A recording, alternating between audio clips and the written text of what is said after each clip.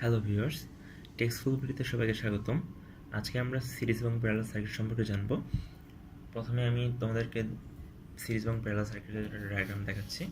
এখানে সিরিজ এবং প্যারালাল সার্কিটের ডায়াগ্রাম ড্র করে রেখেছি আগে থেকেই। সো তোমরা এখানে দেখতে পাচ্ছ, এটা হচ্ছে সিরিজ সার্কিট এবং প্যারালাল সার্কিট।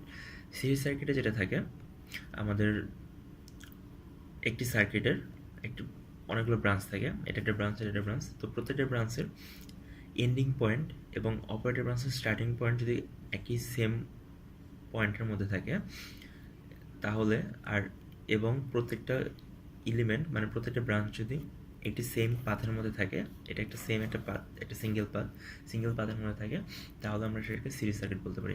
এখানে দেখো, ভোল্টেজ সোর্সের এন্ডিং পয়েন্ট R1, রেজিস্ট্যান্সের স্টার্টিং পয়েন্ট দুটো সেম পয়েন্টের মধ্যে আছে। R1 এর এন্ডিং টার্মিনাল আর R2 এর স্টার্টিং টার্মিনালটা সেম পয়েন্টের মধ্যে আছে। সিমিলারলি R2, R3 এবং R3, R4 সবগুলো একটি সিরিজ সার্কিটের মধ্যে আছে এবং একটি সেম পাথের মধ্যে আছে। সো আমরা বলতে পারি এটা একটা সিরিজ সার্কিট।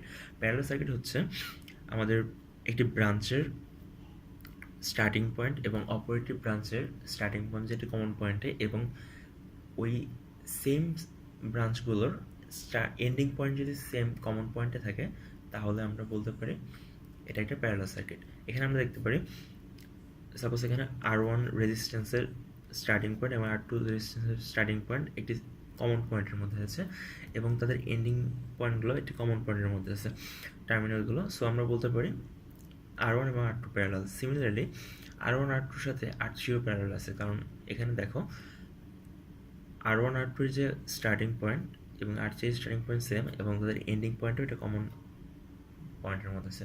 সো আমরা বলতে পারি এটা প্যারালাল সার্কিট।